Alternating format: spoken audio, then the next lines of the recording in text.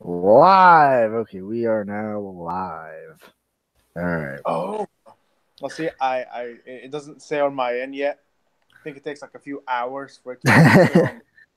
Says on my end. So, Oh, there we go. We're live. all right. So, for many of our, thousands of viewers who were here last week, and who have a basic idea of what we're doing here, talking about some current events related stuff and.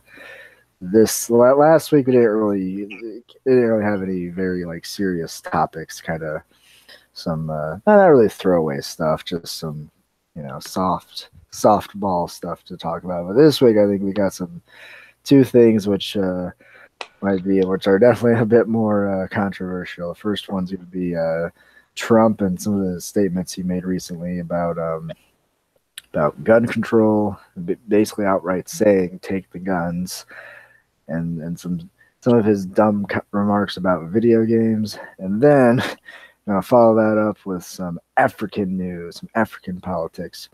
Recently in South Africa, they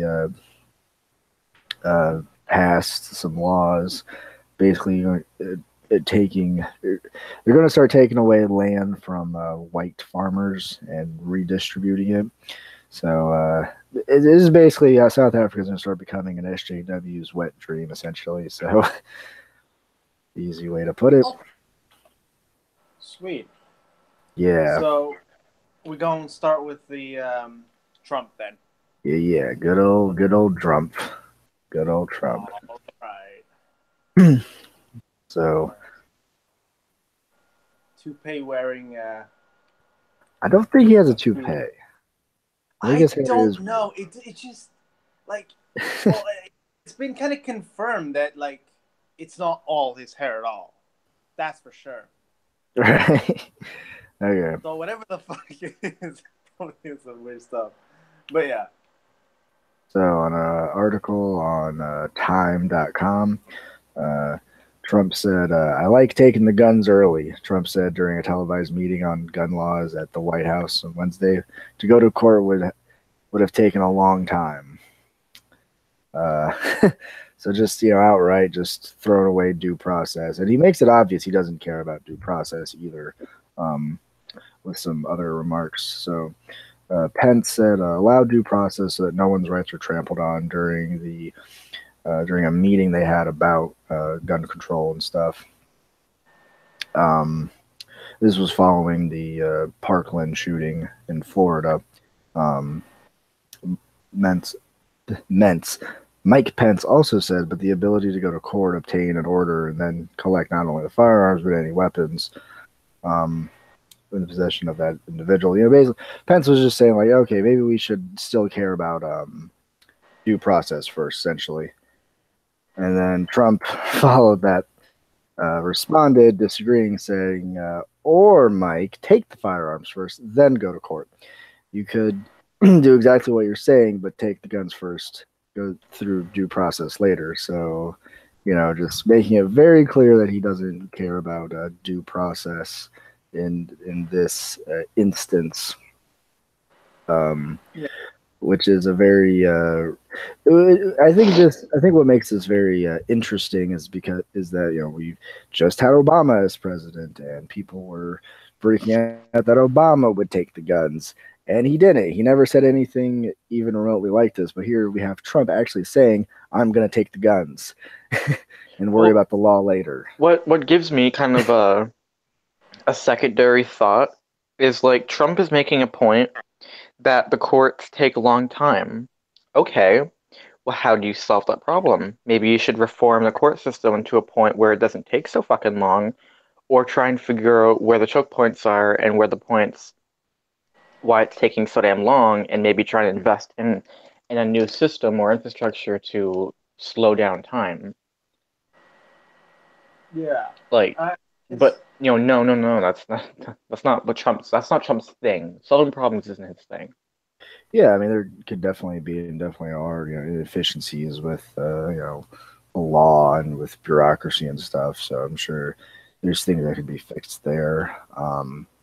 But I mean, this is a position that even is a bit more radical than what a lot of people who are in favor of gun control, because no one's really wanting something like this to happen. It's more like, hey, let's try to, put some things in to, some more background checks or whatever. Not necessarily like, seize all weapons, um, or anything like that.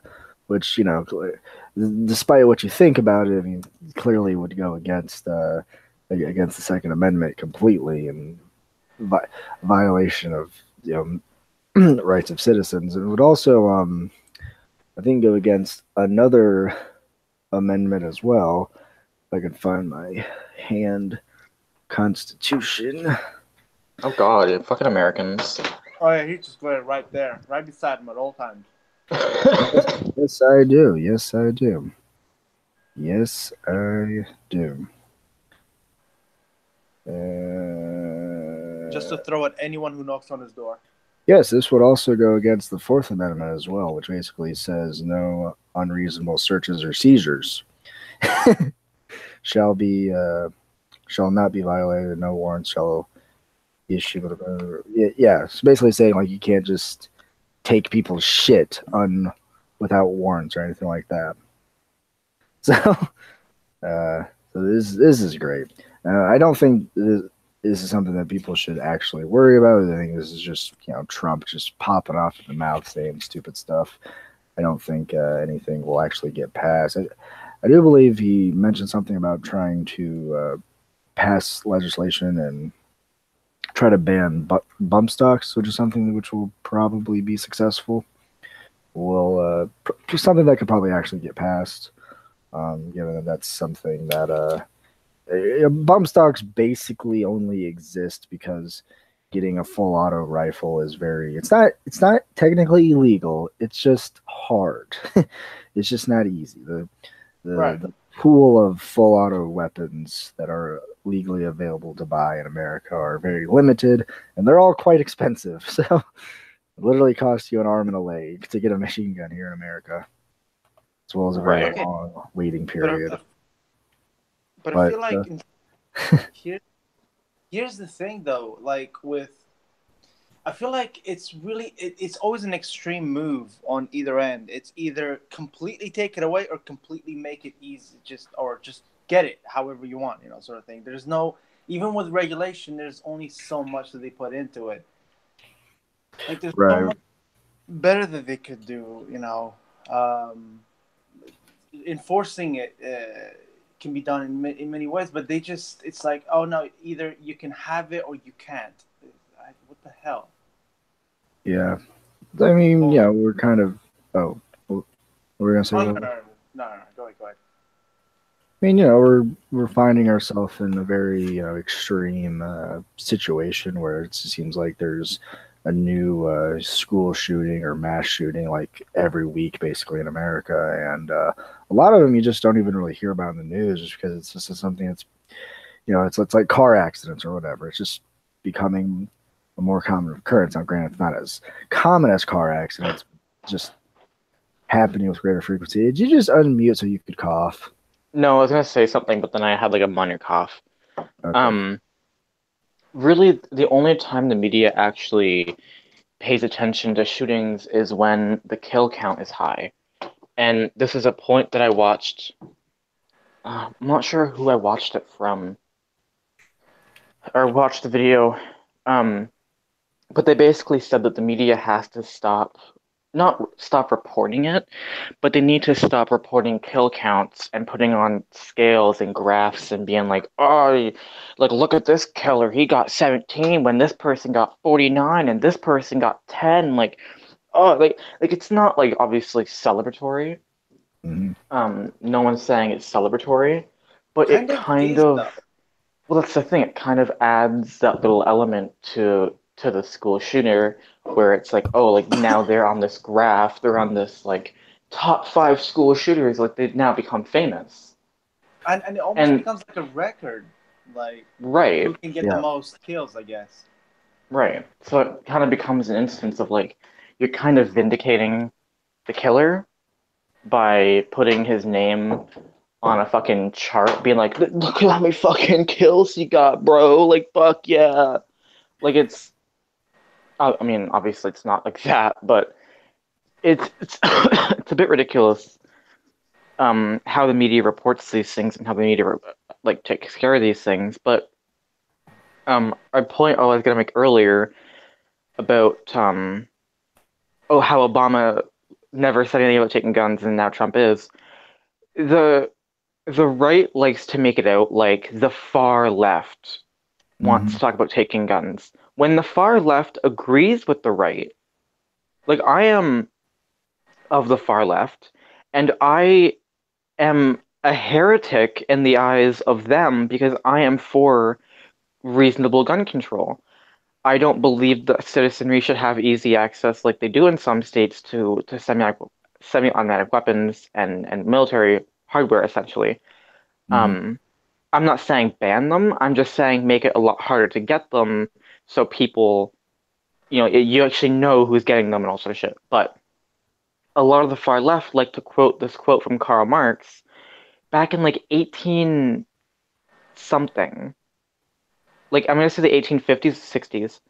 Mm-hmm. Um, I'm not sure exactly when the quote was said, but he had basically said like, "Don't disarm the populace." And I'm sitting there thinking like, okay, A, that was the 1800s, Queen, different time. B, you're not making any sense because you're talking about like it's not the far left that wants to take guns. It's the liberals.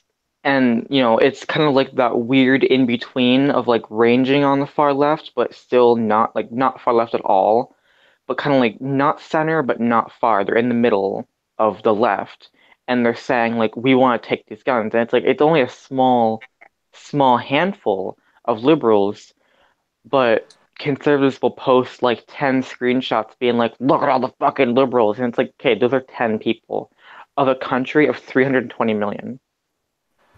Yeah. Like, come on, 10 people. But yeah, so it's really like the whole like taking out guns thing is it's there are socialists and people at the far left who do say it. But in my experience, a lot of far left people are actually in some agreement with the right when it comes to guns.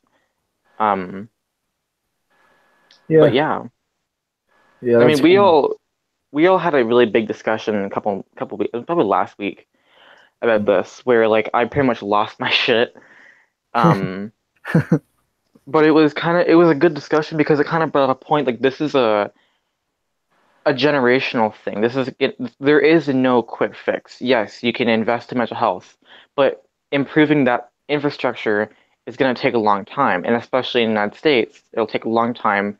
Plus, having the amount of doctors, like it could take years to fill the positions for new doctors, Mhm. and um, you're going to have to invest in research and development in that field as well, which will take again more years because you need to understand these people, and you're gonna have to try and change how people view guns. That's a minor part. You have to have people stop with this like guns aren't are toys thing when sorry um where like no guns aren't toys, and you need to have people understand like stop viewing these things as toys. But you also have to improve how they're stored because in Canada, at least in Ontario, they have to be locked away, trigger locked, and ammo cannot be stored with them, I Mm. believe. And how many fucking school shootings do we have? Like that's obviously not like the case. We don't have like in Ontario, you have long guns like rifles and shotguns for hunting. Those you can get fairly easy access to. Mhm. Handguns are restricted. You have to go to your restricted license to get a handgun, which means you have to get your original license and then go for a different one. And then if you want anything more than that, you have to go for a different license. So there's a lot of different steps to ensure you are capable to have these guns. And that is that has been very successful in limiting gun violence in at least Ontario. So, I mean, what's the problem with that? You still have access to the guns, but if you yourself are not shown to be capable of having these guns on a mental level, or you've just never shown proper safety, or you've just never shown that you're actually capable and responsible enough to have this gun, then I'm sorry, but you can't have the gun. The Constitution doesn't apply at this point because you don't qualify to have this gun. Yeah. I mean, no, sorry. Go ahead. Go ahead. Oh, yeah. I mean, something that I would like to see is definitely. I don't know if it can necessarily be like, governmentally mandated that people receive training for firearms, but I think that's something that should definitely be heavily encouraged among people, um, so that they sort of know everything about, from like, how something should be stored to how to shoot it safely at a range, and then if someone wants to take it a step further and like get further training as to like, how should I use this in like home defense situation, or even like with concealed carry or whatever. So I would I mean, the definitely like to see, thing. like, if people want to own guns, I think people ought to take the onus should be on them to seek out more training, to take their right to bear arms more seriously. Yeah. Right. Right. Well, the thing is, like, I feel like there's two things that really need to be first of all looked at. The first is the whole idea of land of the free. Now, first of all, that is a really old saying, and I think that puts a lot of things in people's minds that don't exist and can't exist in a place with a government, law and order. If you Right. any of that to work, you are going to hand over quite a lot of freedom. Now, is that a bad thing? That all is down to each person and their own perspective on the world around them.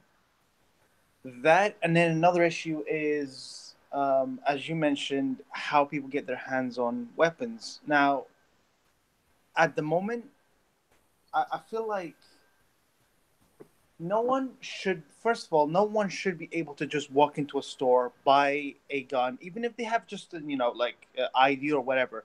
Shouldn't be able to walk into a store, buy a gun, and then walk out. Now, I'm not sure if it's still the case, but I believe you can even own a tank. Yes, but it has Would to have to be be legal. disarmed. Yeah, Yeah. yeah. Now, sure, it's disarming all of these things, but it's still like, who needs a tank in today's world? I mean, Oh, we're not obviously, living in the apocalypse or any of that. We're going to obviously, war. no one. Um, Yeah, and but another thing would be to look at is, yes, you will need to then set rules. Certain weapons should never be in the hands of the public. No one should be able to have an RPG at home, or some of these high-powered rifles. Sure, you can have a sniper or a hunting rifle. That's fine, whatever. But there's a certain limit that needs to be put on some of these things. Um, why is it that Um, certain things we think is so dangerous, but others can be even worse? But we go, oh, you know what? It's fine.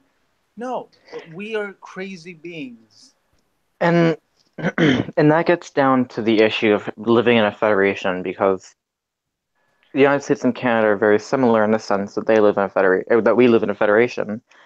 We live in a system where it's not a unitary central government style like like the UK or uh China, I Right. guess.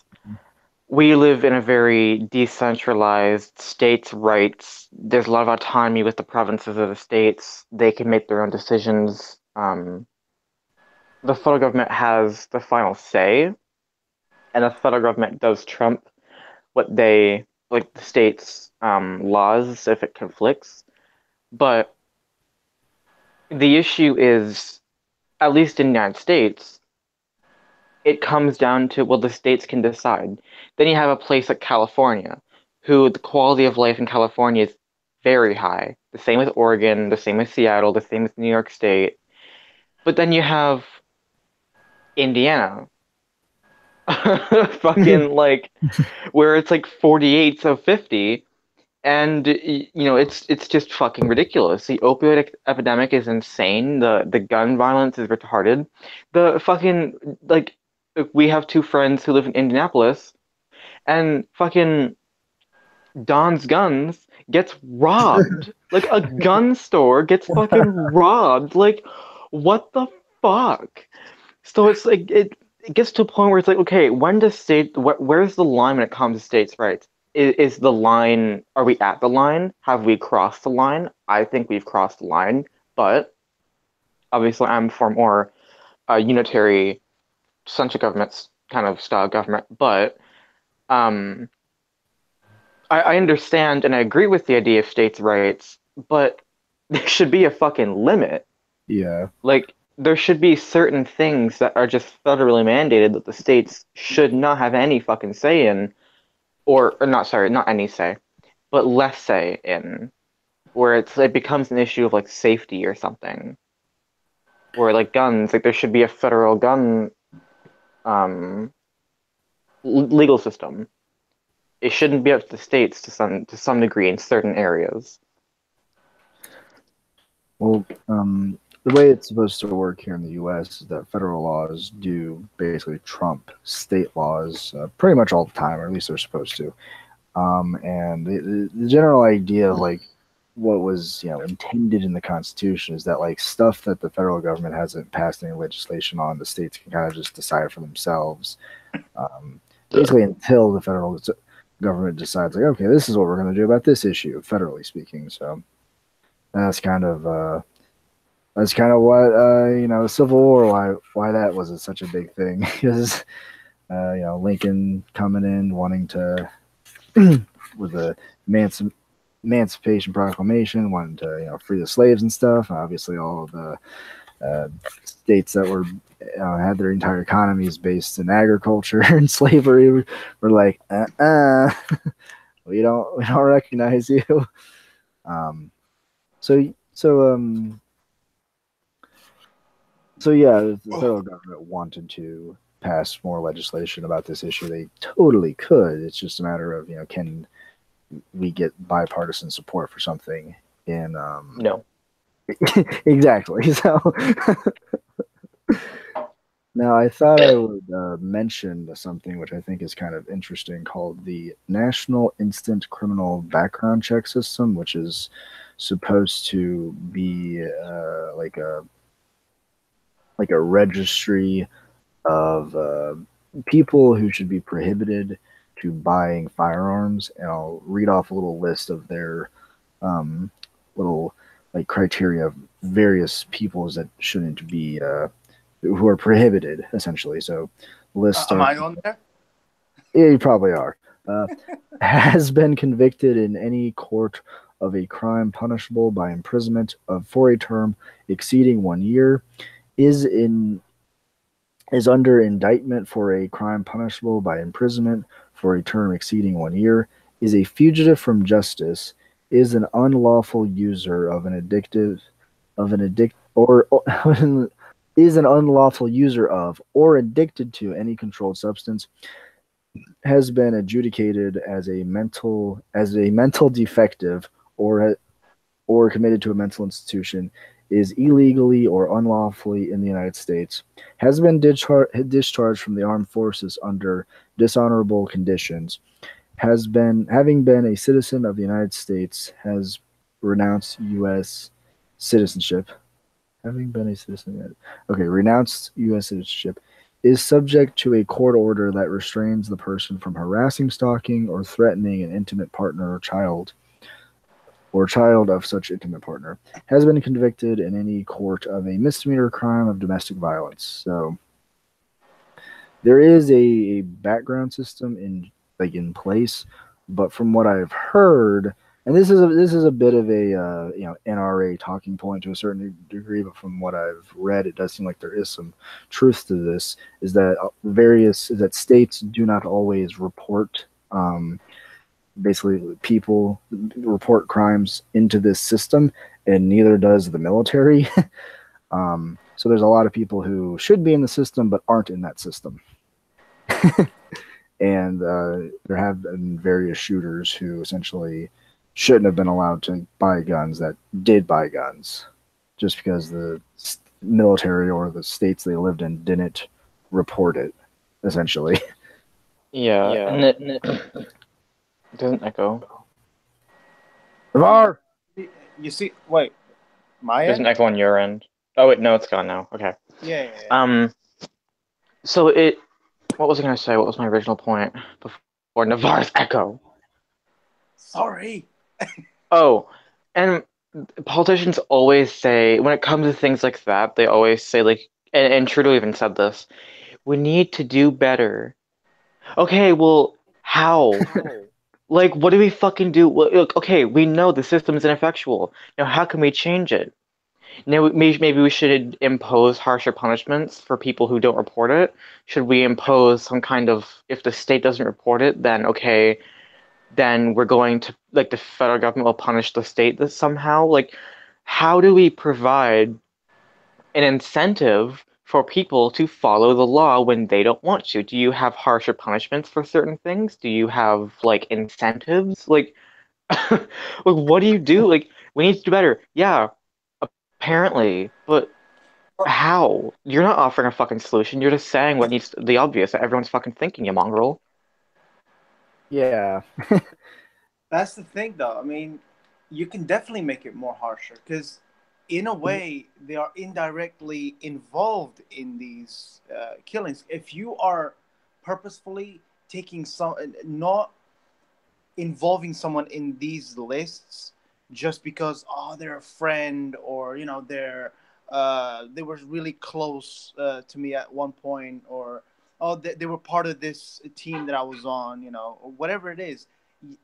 Their name has to be on the list if they need to be on the list, and if they aren't and they do something horrible like these shootings, then you are indirectly involved in this. You could have avoided the situation, but you chose not to. So definitely harsher punishments for this, Right. especially if we know where the fault is at. That department needs to be checked into. Maybe change the people who are put in there. Completely disconnect it from the place that they're in. If it's in the military, make sure that the department isn't part of anyone who works there. Make it something separate. So everyone's name that's on there, if they are discharged in a certain way, that is recorded, that is put through. That could be a thing. But definitely harsher punishments for this. You can't just say, you know what? It's fine. Just don't do it again next time. And then, like, it's just the case all the time. Like, no, it doesn't. It won't work, and it's going to continue to be worse. Yeah, the only reason I mention NICS is what the National Institute Background Check thing. That's the acronym for it. The only reason why I mention it is because to me it seems like we potentially do have the infrastructure to try and like better deal with these things. Just that for some reason it's just not being used. I don't really get why. People are fucking lazy and people are my guns. Yeah, it just seems like just a problem with like just getting stuff done on a government level. Problems with bureaucracy or whatever. I don't get it. I really would like to ask some of these people who have arsenaries, like who have like a whole basement full of weapons. Like, what are you prepared for? Like, why do you need all of these weapons? Like, in all honesty, what do you think is going to happen if I take away, say, half of those weapons? The zombie apocalypse happens, and you just run out of enough ammo that you die. You can't survive if I take away one of these SMGs or assault rifles in your arsenal. Like, no, like, you don't need all these guns. That's not going to happen. It'd be amazing if it did. those people are very paranoid. That's the problem, is those people are afraid of the boogeyman, essentially. Yeah. Like there's nothing that's gonna soothe those people because those people are afraid of an invisible enemy because they've been told their entire lives that there is this invisible enemy that's coming for their guns, and they have idiots like Rush Limbaugh or fucking, Alex Jones, who surprisingly has a lot of sway in American politics or American public opinion in red states, where it's like it's this conspiracy theory where the government's going to come after you and take your fucking guns, and the left wants nothing more than to take your guns, and it's just a very paranoid reaction to things where there's not much sound thought. It's, I need to build up an arsenal because the government is going to come take my guns, or the left is going to come take my guns, or North Korea is going to invade us, or China is going to invade us. And it's like, none of those scenarios are likely or possible. Or Like, Canada's gonna invade us. Well, yeah, I, Canada's gonna fucking invade you. I feel like a huge Of all part fucking of countries. a huge part of this could be, definitely education, because I feel like just overall education is a pile of shit anywhere, to be honest. Not even just America, even here. I feel like the whole system needs to be re-looked at and um, put together differently as to how it is now. I feel like if we were to change several parts, such as what we teach, it's like you learn several things in maths. Yeah, you learn account, you learn all these things. It's important. You want to go further in that? That's fine. But when it comes to the basics, we need to learn more than just the mandatory. Oh, you'll learn some English stuff here. Here, go through some poems. In maths, you go through some equations. That's all fine and stuff. But there's something else called life as well. We need to teach people, certain things like sex ed. This is important. It keeps people safe. There are things like teaching people about debt, how to work with money. If you're going to take out a certain amount of money and use it, that's not for free. You are going to have to pay that back with interest. Lots of things that we need to teach people, our kids, because eventually they're going to be the voters. They're going to be the people who lead the world. No one's going to live forever. And if we have a bunch of uneducated idiots in positions of power, it's just going to be the same cycle over and over again, or maybe even worse at this point. But I'm convinced Dick Cheney will probably live forever. That's possible. I mean, you know what? I'm convinced too, actually. But yeah, and to try to bring it back to firearms a little bit. Something else that I've been thinking about, which might sound really kind of out there and radical, but I think could be very useful in like re-teaching and in helping to change gun culture, is that from a very young age you could try to, like, at schools, get kids involved with like learning how to like shoot guns and stuff, because when you learn how to shoot, you have to learn a lot of things about safety, and you have to learn to respect the gun as well. yeah, And of course. obviously, a lot of people would have objections to that, putting kids in a position where they have access to be able to shoot guns and stuff. But it'd be under like a controlled environment with plenty of teachers and instructors there watching over them. There's plenty of it would be really easy to pick a gun which would be both very cheap, wouldn't be super expensive, and it would also be relatively safe. So I think it's something that could be done. Yes, Navar. Here's the thing, like, because with what you say, my memory it gets so bad after a while. But so with what you say, the problem with that is these same people who um, say that, oh, keep that away from my kid, keep this away from my kid, are the same people who are voting for things that eventually get into the hands of their kids. They say, don't go into sex ed. I don't want my kid to turn out to, be a whore or whatever. Well, you keep them, away from sex ed or something like that, or being taught about guns, and eventually they're going to get their hands on weapons, and sometimes they turn into someone who loves sex. Nothing wrong with that. However, it's better to know what you're getting yourself into. And these are the same people who say, "Don't do this thing; it's going to harm my kid," and then vote for something that harms their kid. I don't understand it, and this is one of those things that scares me.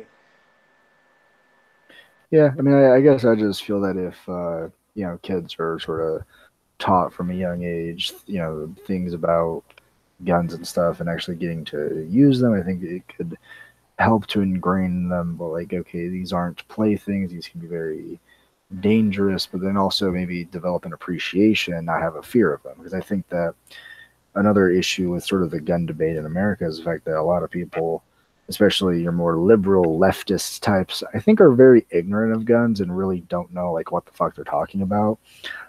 Because the term like assault weapon basically can refer to anything that has a magazine capacity greater than 10 rounds. If you were to just look at how people talk politically, but in the gun world, assault rifle refers to like there's no such thing as an assault pistol in the gun world. There is a such thing as an assault rifle, which has a very specific meaning to it.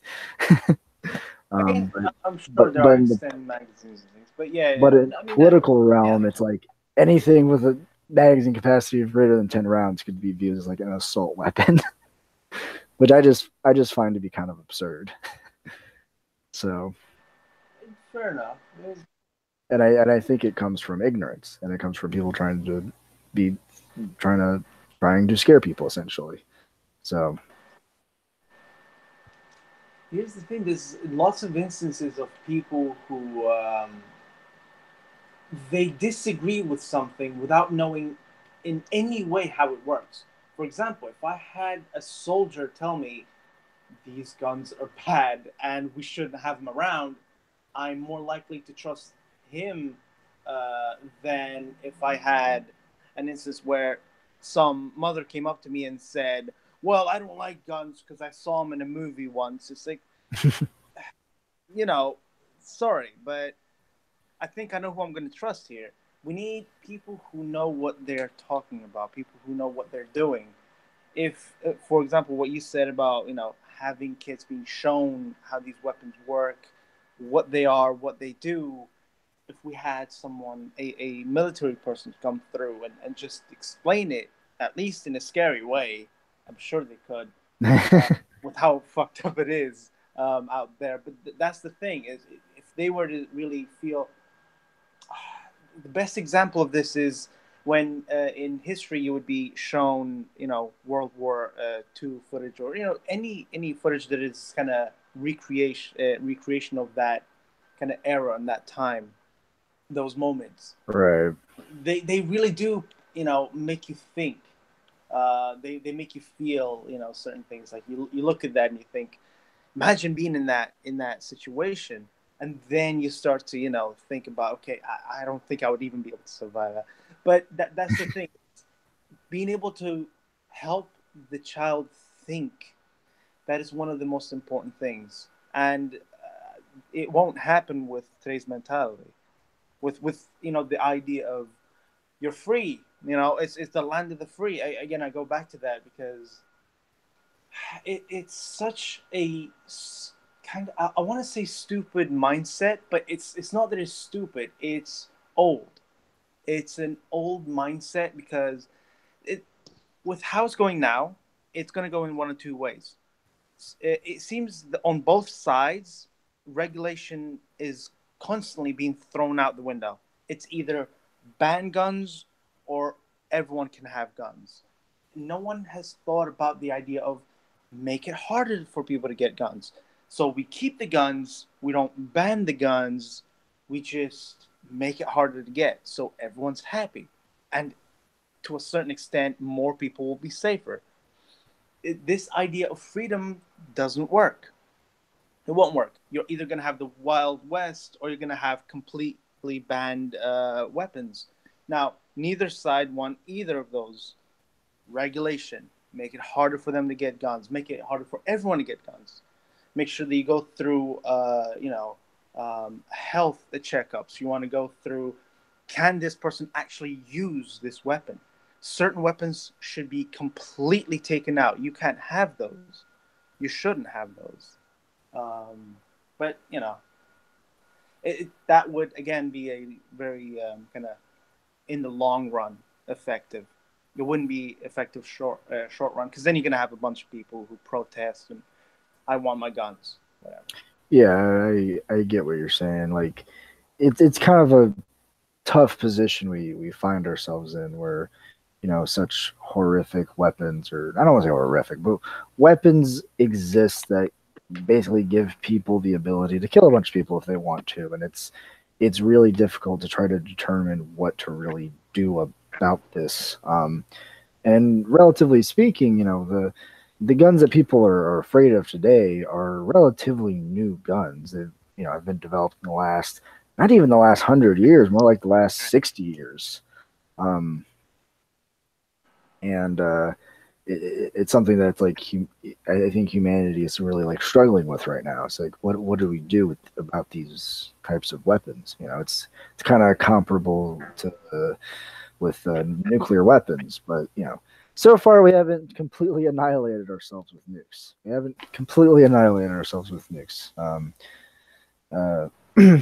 I don't think we're gonna completely annihilate ourselves with guns either. And I guess what? No, sorry. Wait. Did Willow say something? No. Did you want to say something, Willow? I'm sorry. I had something to say, but I don't remember what it was. That's fine. I wanted to say just like one last thing about not just guns, but like modern military weaponry in general, and my general fees about it, because it seems to me like when you look at the types of weapons that are available and that exist today versus maybe like a few hundred years ago, it seems that I think governments are in a position where they can have like pretty much exclusive access to these weapons, to these types of really powerful weapons, and be in a position where if they so wanted to, they could have complete control over their respective regions without the voice of the people, regardless of what the people actually want. It's like, well, we have these weapons, we could use force against you if we really wanted to. And it sort of makes me want to ask the question of like, should the government have this kind of power to begin with? I don't really know. Yeah. Ideally, I would say no, but I don't know, and that's kind of why in my head I'm just like, well, maybe it's not a good idea to completely just ban stuff. And I know that's not what you guys have been saying whatsoever. I get that. Well, it wouldn't work anyway. Maybe Navarre's been saying that, but not Will. Just a little bit. I'm just thinking that look. I'm promoting the nukes here. I can't ban guns. Yeah, I mean, like the whole thing is sorry. I'm not really proposing like an answer here. I'm just saying how I feel about that. But I don't have an answer, and nor do I think there really exists a simple answer to this problem. Navarre brought up earlier the whole freedom argument, and I had totally forgotten what I was going to say about that until right now. It's just propaganda at this point, of like the land of the free.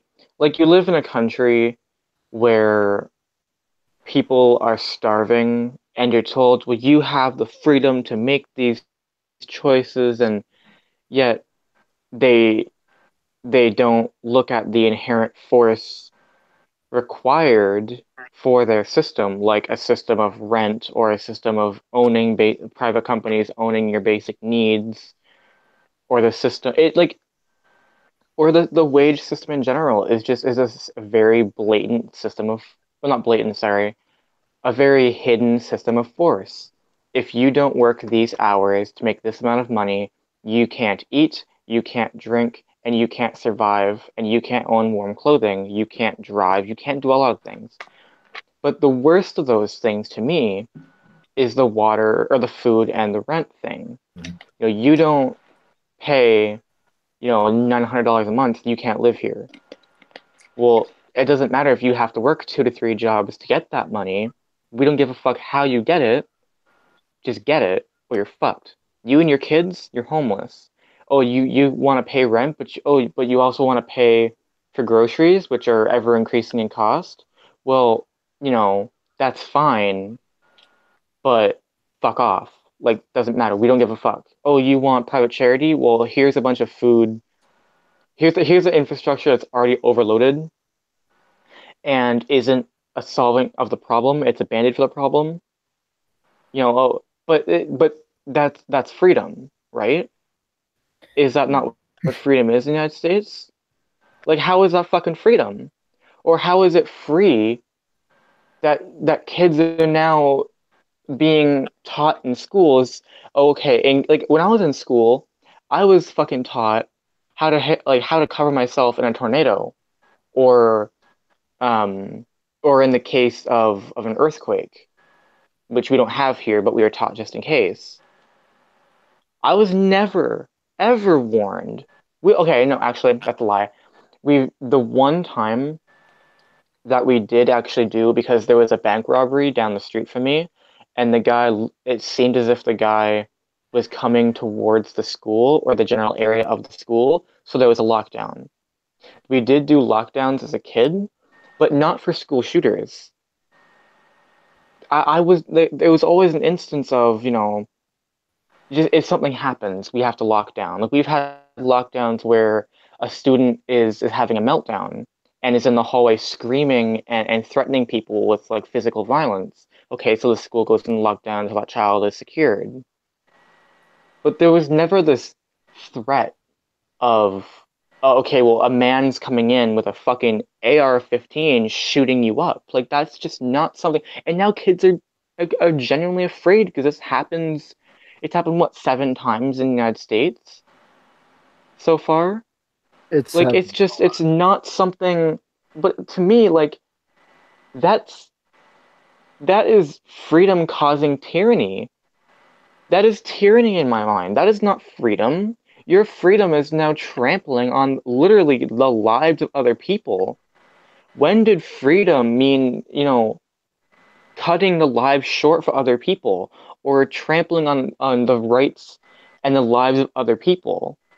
When did freedom become destroying others' lives for your own pursuit or profit? That's not freedom, that's tyranny. But because the United States is this propaganda machine of free market capitalism and this whole, well, we're the bastion of hope in the world, we're number one with this American exceptionalism, when in most fucking areas you don't rank number one, and if you do, it's in prison population, school shootings, like, not poverty, like some of the worst systems, like infrastructure in the fucking industrialized world. Like, America is not the land of the free. It's the land of propaganda and fucked up society that's crumbling at the fucking seams at this point. we're the best, Willow. What do you mean? The best, yeah. Here's The best, the here's best. the problem with all of that though, is I feel like people don't even know what free means anymore. Like the literal term. Now, we don't want to get into how I feel about freedom. But if I'm looking at it as a whole, the freedom, or at least the idea that we have of freedom, in itself doesn't exist. The freedom you're thinking of is cut short by way too many things to the point where you would most definitely feel like someone who is freedomless. You would feel like someone who's imprisoned in certain way if you really look at how freedom works. When you think of freedom as itself, the word being free completely with no rules as to anything limiting you as to how you live, you could be anything and anyone, and you could do whatever you want in the world. There are certain things that go within that. You could rape people, but you're free to do so. You know, there are Right. I so many mean, things you could do, but the thing is, we give up some of those freedoms that we think we have. We give up a lot of them for order, for the laws, for safety, for security, for to have a civilization, to be able to live with someone else without worrying about them pulling a gun on you just because they felt like it. right. Yeah, I But mean, people don't like see it that my way. idea of freedom is a socialist society where it is a quote unquote big government society where the government does provide a lot for you and you do work, but you have significantly more free time because you're not bound to a wage slave society. Yeah, you have freedom to travel. You have freedom to do a lot of things because you're not constrained by rent. Rent would be abolished. Being a landlord would be a system of that would be abolished in my ideal society. So that like 50% of Canadians under a certain wage bracket, can't remember exactly what it was, struggle to make rent payments. A lot of people in Ontario at one point, or in Canada as a whole, sorry, when it comes to prescription medications, they skip medication days because they have to be able to afford food or rent. So they don't take the medication as prescribed every day because they know if they do, they wouldn't be able to make rent that month. Like, Right. so at that point, healthcare should be universal in all areas of healthcare, eyes, dental, like health emergencies, prescription. Okay, that limits a huge burden on your life. Rent should be free. It should not be a system of rent. Fuck that system. It's oppressive in my mind.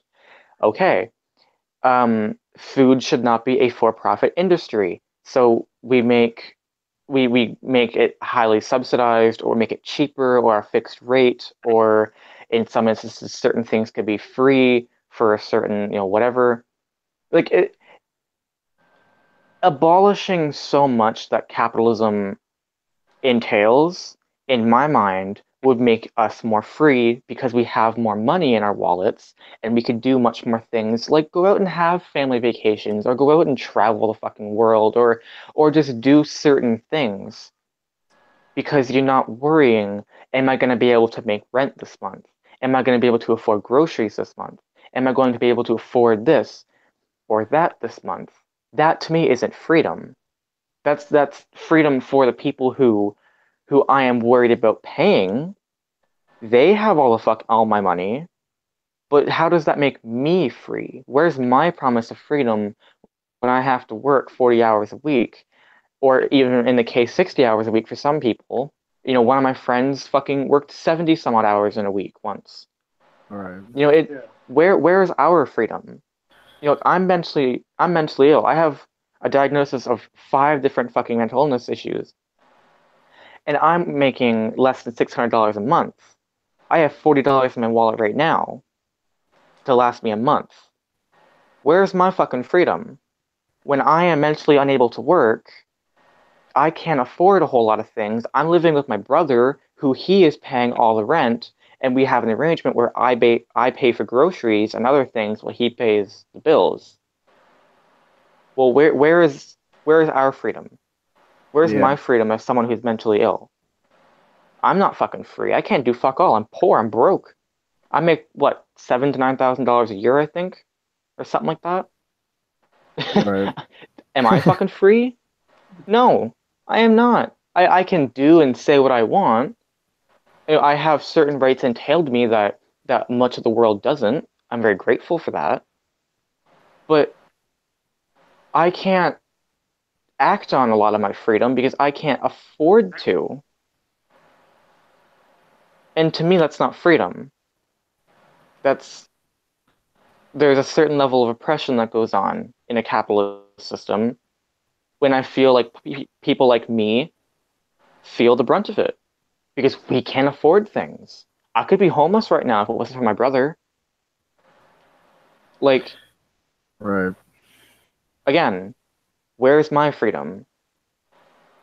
I don't think it fucking exists that much, but maybe that's just me being a fucking you just don't understand. Look Yeah. at that child in Ethiopia who's starving right now. You should be fucking grateful. Like, okay.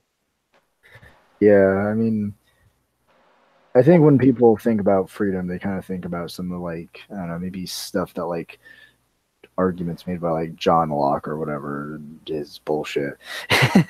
um, I mean, because I mean, someone who, I mean, I'm not gonna, I don't necessarily prescribe to these ideas, but someone who does could just say, oh, well, you have the freedom to try and basically do whatever you want. Like, you could try and like work harder or make more money or do some other thing to try to like make money.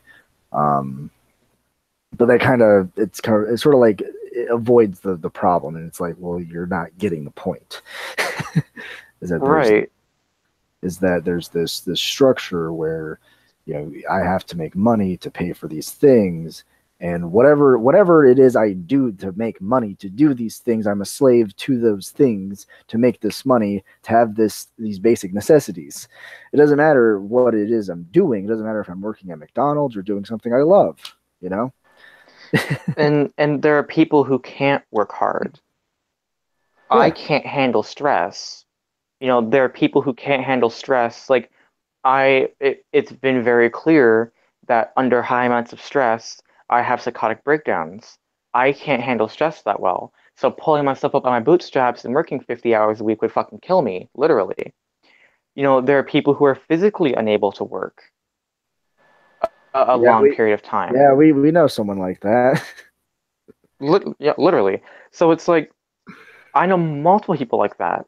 And I have a friend right now who I'm afraid she's working herself to the brink of a fucking stroke Yeah. just to pay for fucking bills. Like she has to pay her bills. And and now she's working herself to sickness. Like what is free about that system? Like and Absolutely. even and even like liberals, they act as if, oh well, we're for Social Security. No, you're for the bare fucking minimum of Social Security. Like a liberal government, like I'm not even kidding. When I applied to the benefits I'm on now, um, that month they got raised. And they were like, "Oh, it just got raised. Like it's all good. It's all great." So I'm thinking, "Oh, good. It just got raised. I'm gonna, make more money now, and I won't have to struggle as much as I thought I would. Great. Guess how much they raised it? Like a percent. $20. $20. Yeah. No, was it 5 or uh, 20? I think it was five. 5 or $20. Uh, And either way, not a lot. Um, and this is more of like a personal thing that I mean, really, no one needs to know about, but I'm gonna bitch about it anyway because I'm fucking angry about it. I told them that I paid $450 in rent, and I'm supposed to be making seven something, 720-ish. But they docked off enough that where I'm getting 587. Why are you taking money away from me when I need to pay rent? You fucking moron. Like, what? Again, what about that system is good? Where, okay, we're gonna give you 720. Okay, I pay 415 rent. Okay, let's take off enough money to dock you, 100 some odd fucking dollars. Why? Can I not use that money for rent or for groceries? Now, in their mind, because I pay 450 in rent, or I would be paying 450 in rent, sorry. So 587 minus 450. Whatever is left over from that, like 137, that's for groceries for a fucking month. But that's the thing. Yeah. Like, and like, what do you fucking think? I can live on that? No, I can't live on that. No one can fucking live on that. And when I applied to disability benefits, because I'm not on disability right now, I'm on something else. When I applied to disability, the girl goes like, I'm not mad at her. It just a systemic thing. But she mentioned, well, as you know, it's not very easy to live on this system, so we're gonna like apply you for disability where you make significantly more money and there's much more help with this system than there would be on the one that you're on now. And I said, yeah, no shit, I can't fucking live on 587 a month. I used to make 587 like a paycheck twice a month. And even then it was fucking hard to live on because Ontario's expensive as dick. Right. Like, my God. That's the thing. The things that have been set at the moment don't seem to even they don't benefit anyone at all. Now the one person that I could think of that could possibly be benefited in this instance is probably the people within power, politicians, but they benefit from so many other things that I don't think this even matters to them at all. Now, the issue is that a lot of people, again, with lack of education, don't understand any of this at all, or how any of this works, how this benefits or hurts anyone. They don't look at the fact that schools are the teachers. They are giving teachers weapons, or at least they're planning to. Yeah. This is like, in whose mind is this a good Well, I thing? don't. Well, I don't. I'm not sure what's going on with that. I think it's more some people are just advocating, like, oh, teachers should be able to carry their own personal firearms with them, Yeah, it's just an which idea is right now. which is questionable, which is very It's questionable. dumb. Um, It's fucking dumb. Because what you're going to have like a shootout in the middle of the school between a teacher and a maniac, what or I Yeah. it's not like it's not going to be one of those Call of Duty moments where you suddenly pull the gun on someone, pop them in the head, and then they're done. It's not that easy. This is an instance where two people who are extremely nervous and scared, with high adrenaline, are looking at each other and trying to kill each other when they don't want to, or at least one of them does. Um, yeah, it's not going to go well. Many people will be hit. Increasing weapons in the hands of people who can fuck up is, in my opinion, not going to go well. right. Yeah, in regards to like teachers, carrying their own personal firearms on the grounds of a school, what I'd be more concerned about is like a teacher just being very negligent or stupid and just as a student like not like making some like minor mistake and then a student gets access to their gun. Like I think I heard some story of a teacher that actually like left their gun in the bathroom and it was found by some students. So I'd be more concerned about like that happening, or a teacher leaving their gun in their desk unlocked and then students like picking into it or whatever. I think that would be Right. more of a systemic concern. Now, something which has been proposed, which I think is not quite as ridiculous, is having armed guards on school premises. Not teachers with guns, people who actually have proper training and stuff armed on school premises. I think that's something which it sucks that's something that's being considered, but I don't think that's as ridiculous. Well, it's more than just that being the case. It's more of the idea of let's increase guns, or the idea is the blame is going into the wrong place. The the act of changing things they go for the worst possible decisions rather than actually trying to solve the problem.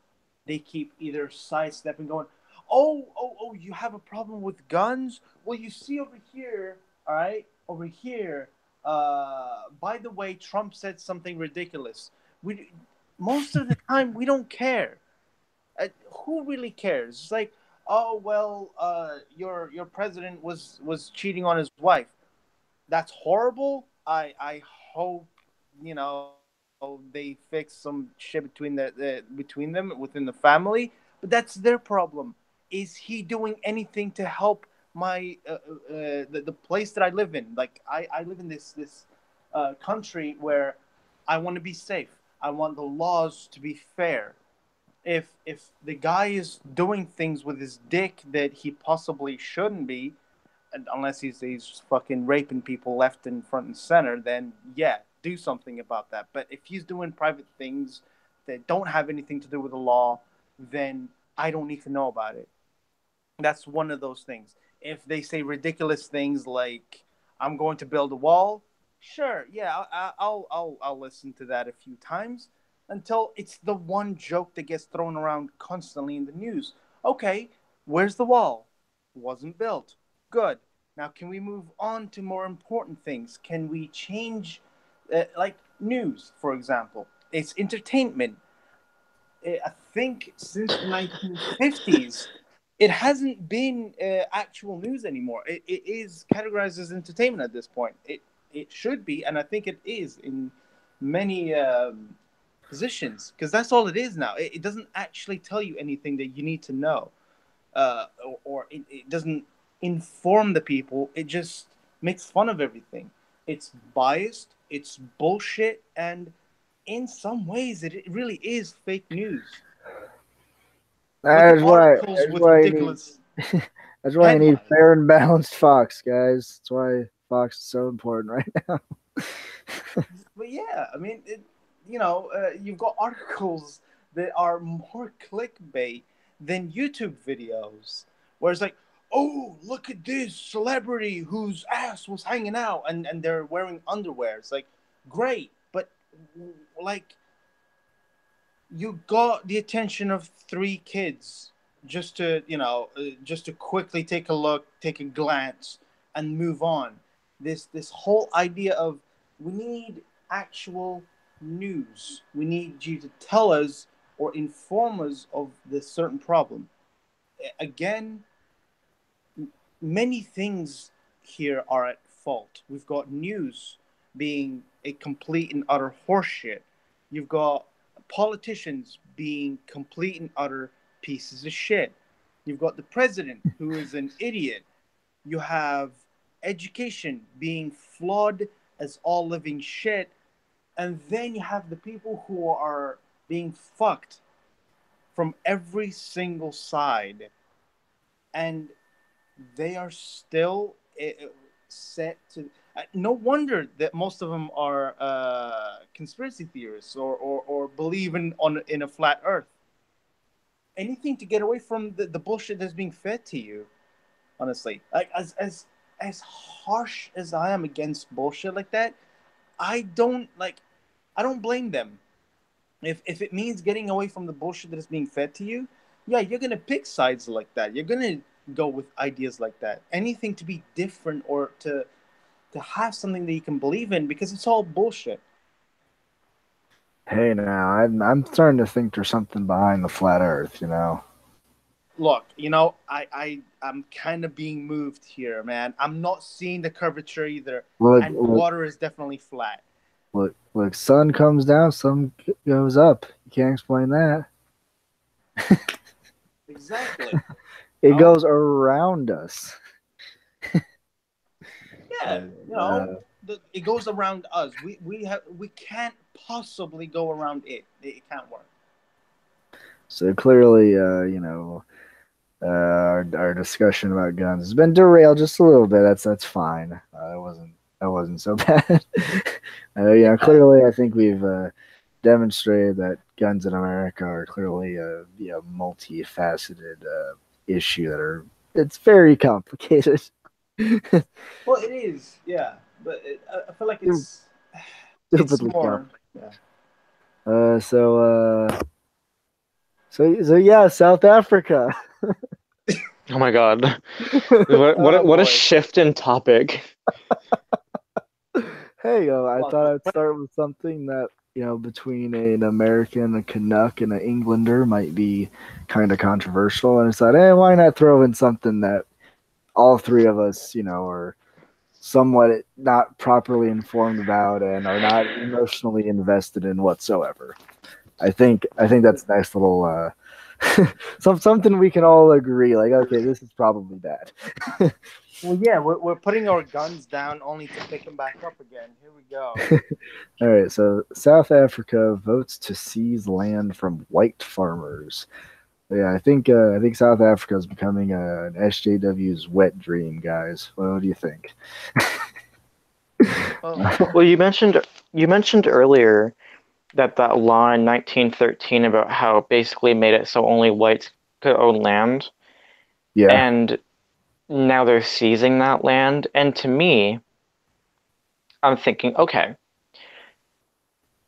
should there be like a statute of limitations on that sort of thing? Should they be able to steal or not steal? Should they be able to take that land back from a racist apartheid, you know, system of government or of land distribution? Or the landowners who benefited from racist laws aimed at oppressing South Africans from, colonial invaders, essentially, should they be able to take back land from the people who benefit and own those land? In yeah, my mind, yes. I'm like, yeah, take the fucking land back. It's a racist system. It's an apartheid system. It is a system of oppression from a bunch of colonial fucking invaders, and the people who own those lands now are clearly benefiting from those lands, um, who they didn't exactly fairly get it. yeah, sure. But at the same time, is it going to be fair? Because I haven't read the law. I'm just kind of thinking as I'm talking right now. yeah, So you're saying they're taking it from white landowners. yeah. I'll since you mentioned I'm gonna is reading this off of Wikipedia. So, the Natives Land Act of 1913 was the first major piece of legislation, segregation legislation, which passed by the Union Parliament, which is a government that doesn't actually exist now anymore. It was replaced by the act decreed that whites were not allowed to wait. It was decreed that whites were not allowed to buy land from natives, vice versa. That stopped white farmers from buying native land, which I might be reading the wrong thing. This is embarrassing if I got this wrong. Well, not either way. The whole idea, I feel like, while you look at it, the problem is, uh, it's again. I feel like it's like fighting fire with fire. It's still racist if we want to look at it that way, because if this was to happen, and if it is happening, the thing with it is, it's definitely racist. Now, whichever way, wherever it came from, it's here now. It's what happens now. Again, it's Mm-hmm. the moment, because it's easy to blame. Because if we go with this idea, then it's true that I'm still to blame for what Adam and Eve did. If we're going with the whole idea of, blame from, years ago. If I'm going to be blamed for something my parents did, then there are lots of things to look at that would be horrible, because there are many people who came from horrible families, horrible people, and are great people, are the sweetest people you'll ever meet. Now, that's not going to be, a sort of, it's not a fact, or it's not an objective way of looking at it. It's more of perspective. That's from my perspective. Now, the thing with it is, instead of taking from them, it's more opening it up. These people who are within positions of so much, if they have so much power, if it's if they have enough, if they have too much under their control, and there isn't enough to hand to others, or at least enough that anyone else can hold, then I'd say sure, it needs to be relooked at. But to take from someone else and give it to them just because somewhere down the line this may have happened to that person, it doesn't make sense. You're blaming someone else for someone else's problem. Again, it Right. goes down to that whole idea of, I don't want to be blamed. I'm going to blame you. Going back to the guns, it's like, oh, we could regulate guns, but instead of doing that, we're just going to blame video games, or Yeah, we're going to blame something else. We don't ever think, okay, this thing itself is to blame. So we need to fix this issue rather than just fight fire with fire, and just they were racist once, we'll be racist today. It right. doesn't really solve it. It's only going to fuel the fire more, I feel like.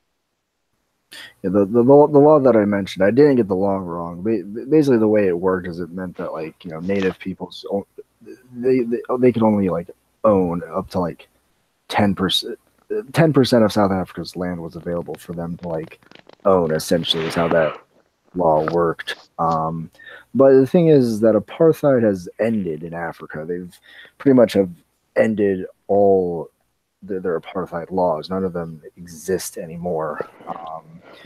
And if the majority of farmers are still white, I don't really know if it could still be blamed on the previous colonialism necessarily. Yeah.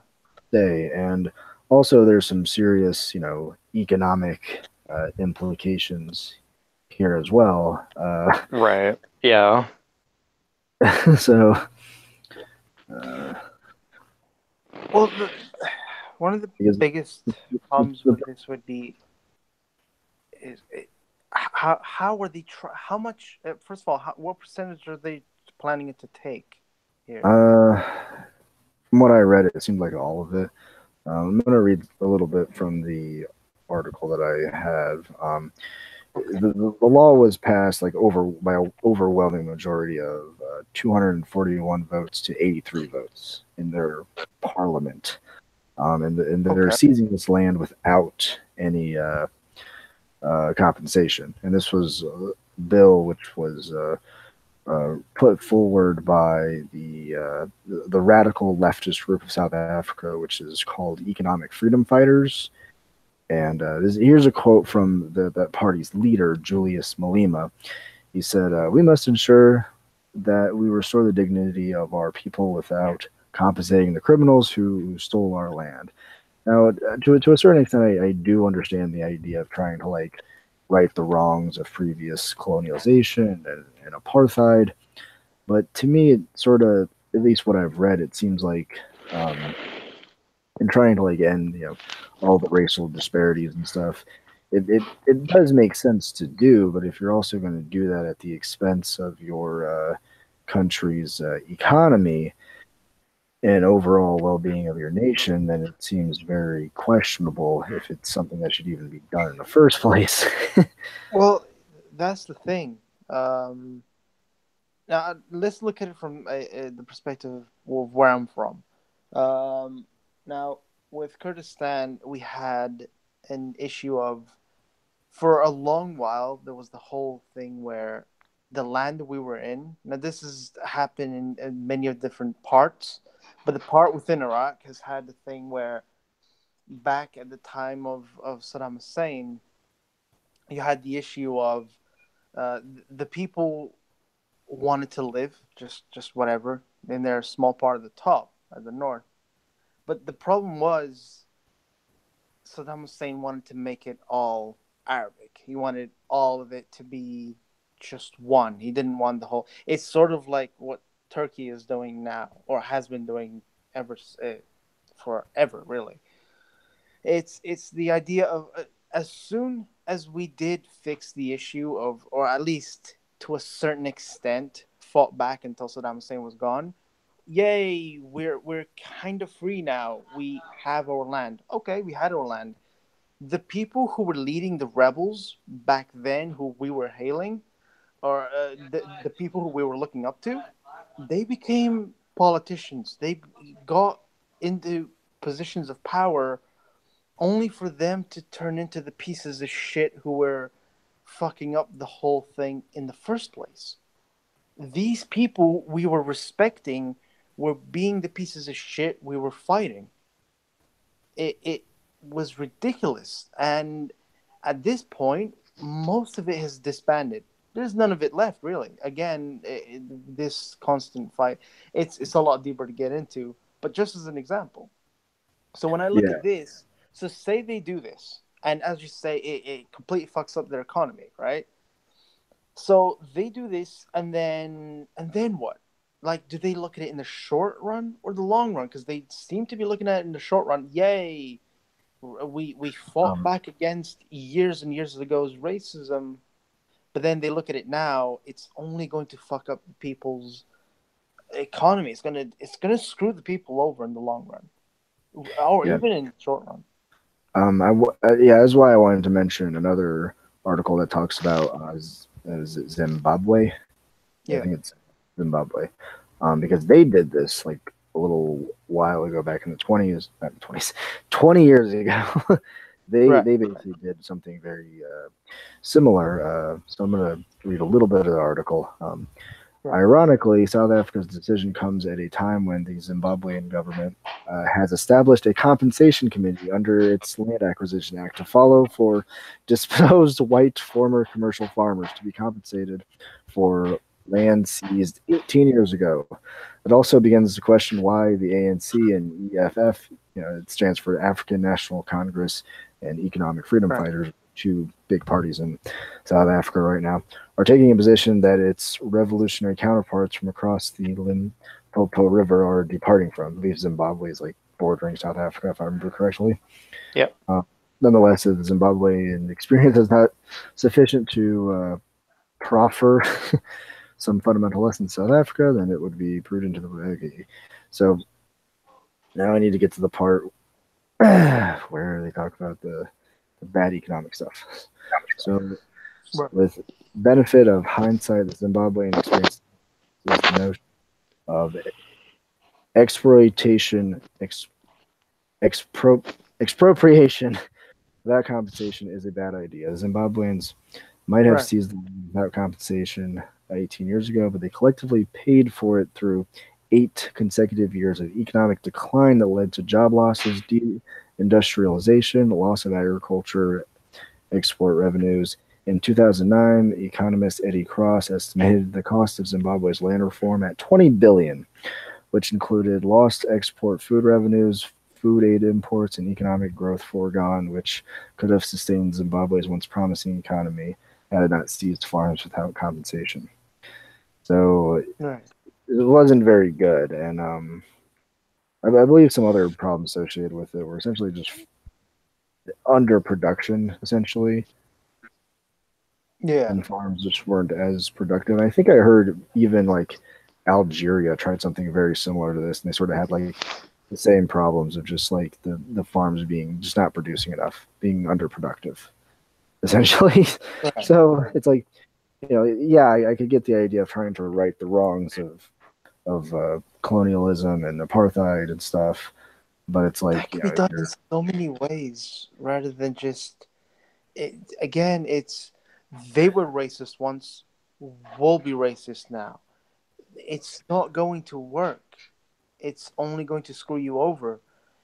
You may not like them, and in some way they may not like you, but unfortunately sometimes you have to work with your enemy. If you're in this position where that's how you want to look at it, that's how you're going to have to deal with it. Now, I wouldn't look at it that way, because how I see it is you're not the one who did it. Many, many years ago, we're going generations back. That's who did it. I'm not blaming you for something your ancestors did. Once upon a time, somewhere down the line, one of my family members may have been a piece of shit and may have killed someone at one point. But if I'm going to be blamed for that, yeah, I don't know. Like, is that how we want to fix this issue? Rather than help your land and make it prosper, you are going to just burn it all down because, oh well, we're righting the wrongs of years ago. It's a beautiful thing. I'm not saying it's horrible. I mean, personally, I would love if Kurdistan became its own country, became its own thing. It had its own land with its own people. However, the problem is, say we got that to work. Now that's a dream, but as much as I want that to happen, you need to look at it realistically. It wouldn't work. It would destroy itself. It wouldn't be able to it could sustain itself long enough to eventually prosper. And that's the problem right now. If you step away from how it works now in the name of this thing called righting the wrongs, what are your plans for the future? So say we did this, what are your plans for the future? Do you really know how the economy is going to work? How you are going to make sure that this isn't going to destroy everything that is within the system right now that works? And I feel like most of them haven't actually looked at it at all.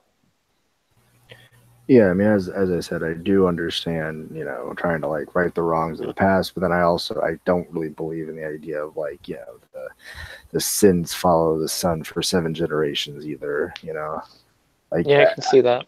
I understand that like people today might be benefiting from, the wrongs of the past. That doesn't necessarily mean that they are the same people. Well, kind of benefiting from it. So, Not fully though. I mean, sure, it's like having a deterrent or whatever. You may be benefiting from it from a certain point, but if they're not here anymore and you still have to do the same amount of work that they did to sustain it, then technically it's this whole idea of privileged thing. It doesn't work because you still have to work for what you have right now. You could easily lose it.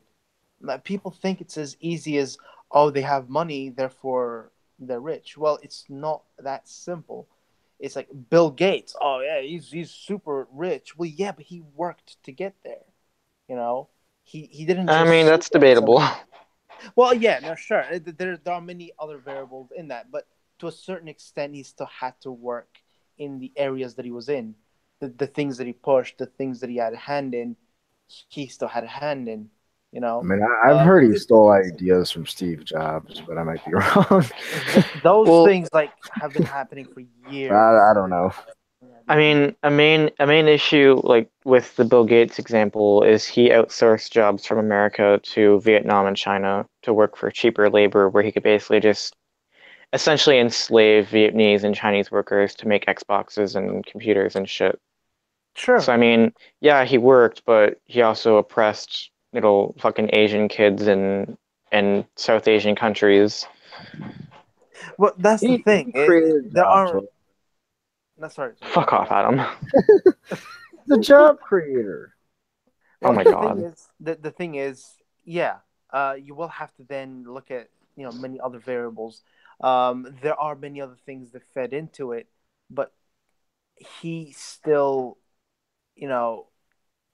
certain decisions that he made, as horrible as they may have been, got him to the position that he is in now, where he's sitting on all that money. Right. Again, as horrible as they may have been. Now, the decisions that are being made now by these, I'm guessing, politicians, people who are, trying to get their land back to their people, it seems like a nice thing, but I feel I'm guessing, I'm just going to bring out a little bit of conspiracist within me. But the problem with this is, what if these people don't have this whole honorable thing within them? Maybe they have a more darker look at it. They're not actually trying to help the people, but they're just trying to destroy it more to kind of, you know, gain more power in those positions to really rule the people. By the way, I completely fucking butchered that word. Fuck. Yeah. But yeah. So Willow, do you have any more any sad, heartfelt rants about the Soviet Union? Fuck off. I come at this issue as someone who wants land redistribution back to the workers. Now, when it comes to the Zimbabwe thing, I don't know anything about these two countries. I don't know the systems of economics. I don't know anything about it. I don't know to what. I assume Zimbabwe has a much more agrarian-based economy, whereas I know that South Africa, sorry, has a very like industrial and mining-based economy. Mm-hmm. Now, I don't know the percentage of I don't know the percentage of agricultural output that affects the like real GDP numbers. I also don't know the percentage of farms owned by white people to have the same kind of economic outcome that may have happened in Zimbabwe. I have no idea. I don't know percentages, I don't know ratios, and I don't know numbers of South Africa and Zimbabwe. Yeah, to be honest, I don't really know much either. I do believe whites make up like 10% of the population in South Africa, so right. But I mean, how many of those people own farms? I don't know. Yeah, I'm not pretty sure on that either. Now, to me, okay, yeah, I don't give a fuck if the person is black or white. Take the fucking land back and give it to the people. Is this land going to be given to like a collective thing, or is this land just going to be given to a fucking corporation to be used as factory farming, or to somebody else to be used as, you know, just regular farming? That's kind of what matters to me, is what the outcome will be in terms of economic impact. The outcome is in who gets the land.